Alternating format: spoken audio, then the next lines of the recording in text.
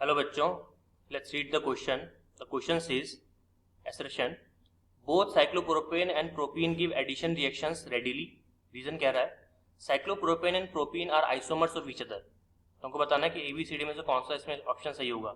assertion reason both correct है और अच्छे से एक्सप्लेन कर रहा है कि रीजन ठीक है. assertion रीजन दोनों करेक्ट है लेकिन रीजन एक्सप्लेन नहीं कर पा रहा है. assertion ट्रू है, रीजन फॉल्स है, और डी आपका assertion फॉल्स है, रीजन ट्रू है. राइट. तो क्वेश्चन को सॉल्व करने से पहले अपन चेक करते हैं इसका की कॉन्सेप्ट. तो यहाँ पर जो आपका की कॉन्सेप्ट होने वाला है, तो की कॉन्सेप्ट इज प्रॉपर्टीज नहीं, अपन बोलते हैं इसको relation between cyclopropane and propene. तो एक बार थोड़ा सा साइक्लोप्रोपेन और प्रोपीन के बारे में देख लेते हैं, फिर इस क्वेश्चन को सॉल्व करने की कोशिश करेंगे. देखिए, जब भी अपन बात करते हैं साइक्लोप्रोपेन की, तो साइक्लोप्रोपेन का स्ट्रक्चर जो होता है वो होता है कुछ इस तरह से, ट्रायंगल के फॉर्म में. ऐसा आप चाहो तो उसको ऐसे भी लिख सकते हो, CH2 CH2 CH2 और सबको जोड़ दो बॉन्ड से. ठीक है. और अगर मैं बात करूं प्रोपीन की, तो प्रोपीन का जो स्ट्रक्चर होता है कुछ इस तरह से होता है, ऐसे. या फिर आप चाहो तो उसको ऐसे भी लिख सकते हो, CH3 CH double bond CH2. Clear.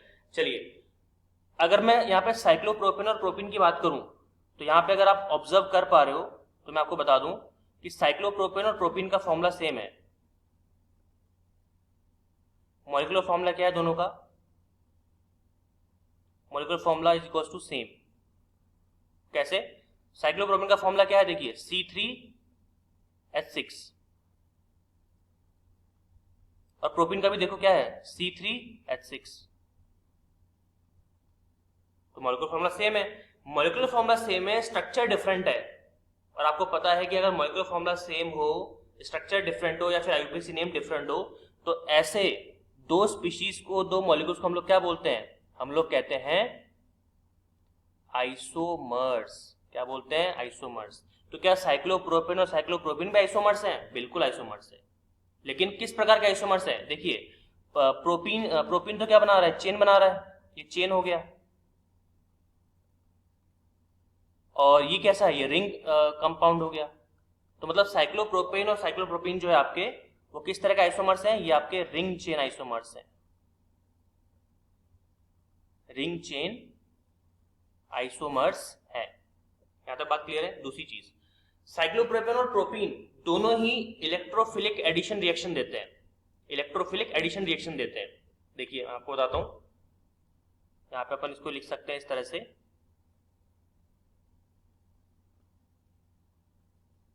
both performs electrophilic addition reaction. Electrophilic addition reaction. अब ऐसा क्यों? देखिए, पहली बात तो अगर आप प्रोपीन को ध्यान से देखो, तो प्रोपीन के पास में क्या है? प्रोपीन के पास में है पाई बॉन्ड. डबल बॉन्ड आ गया ना. तो डबल बॉन्ड का मतलब होता है एक सिंगल, एक आपका पाई, सॉरी, एक सिग्मा और एक पाई.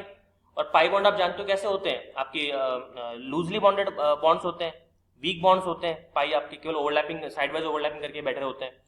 तो चूंकि पाई बॉन्ड आपका एक हल्का बॉन्ड है, वीक बॉन्ड है, तो आराम से वो इजीली क्या होता है? ब्रेक हो जाता है. इसलिए आपको एडिशन रिएक्शन मिलता है. मतलब अगर मैं आपको एग्जांपल दूं, तो यहाँ पे आप इसको ऐसे लिख सकते हो. एग्जांपल के तौर पे जब अपन इसको एग्जांपल देंगे, तो आपके पास मान लीजिए अगर ये प्रोपीन है इस तरह से, और इसकी रिएक्शन अगर मान लीजिए आपने HBr से करवाई, तो क्या होगा? Br बीच में अटैक करेगा. एक सेकंड, इसको अपन रब कर देते हैं.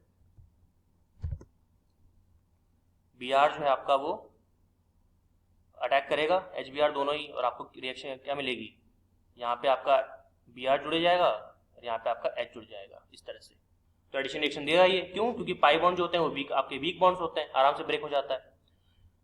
लेकिन क्या साइक्लोप्रोपेन भी एडिशन रिएक्शन देता है? तो आपका आंसर है यस. अब साइक्लोप्रोपेन क्यों दे रहा है? इसके पास डबल बॉन्ड है नहीं, लेकिन इसके पास रिंग स्ट्रेन है. यहाँ पे आप देखेंगे तो इनके बीच का जो बॉन्ड एंगल है बहुत ही कम है, इनके बीच का बॉन्ड एंगल बहुत ही कम है। तो इनके बीच में बॉन्ड एंगल कम है, कितना कम है, यहाँ पे बॉन्ड एंगल है केवल 60 डिग्री का,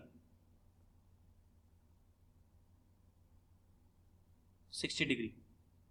और चूंकि बॉन्ड एंगल कम है तो ऑब्वियसली बात है यहाँ पे क्या है, यहाँ पे रिंग स्ट्रेन है, और रिंग स्ट्रेन होने की वजह से ये रिंग जल्दी जल्दी क्या करना चाहता है, अपने आप को फ्री करना चाहता है, इसलिए आराम से एक बॉन्ड यहाँ पे ब्रेक हो जाता है, कोई भी एक बॉन्ड आप ब्रेक कर दो, और ब्रेक करके आपका जो रिंग है वो अपने आप को लीनियर चेन में कन्वर्ट करने को बिल्कुल तैयार रहता है।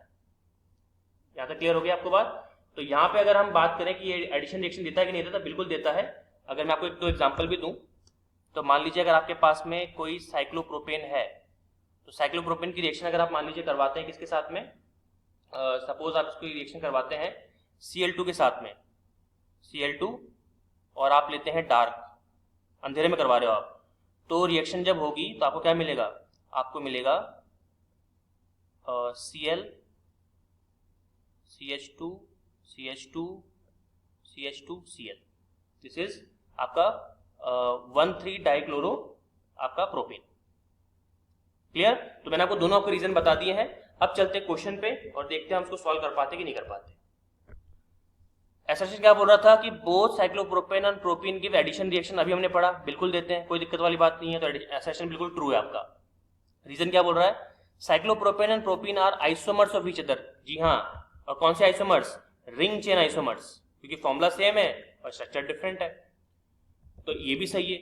लेकिन क्या रीजन एसर्शन को एक्सप्लेन कर पा रहा है, नहीं, आइसोमर्स है, बात सही है, लेकिन रिएक्शन क्यों दे रही है एडिशन, तो प्रोपीन तो क्यों दे रहा है, क्योंकि उसके पास लूजली बॉन्डेड पी ऑर्बिटल्स हैं, पाई बॉन्ड है उसके पास जो बहुत ही वीक होता है, इजीली ब्रेक हो जाता है। और साइक्लोप्रोपेन क्यों दे रहा है, क्योंकि उसके पास रिंग स्ट्रेन है। तो ये रीजन, ये चीज रीजन में लिखी हुई नहीं है, इसलिए वी कैन से दैट कि reason is not explaining the assertion, right. तो आंसर क्या हो जाएगा इसके अंदर आपका कि both assertion reason are true but reason is not correct explanation of assertion, तो B should be the right answer. तो फाइनल आंसर क्या हो जाएगा आपके पास में, option number B. Hope you understood it well, all the very best.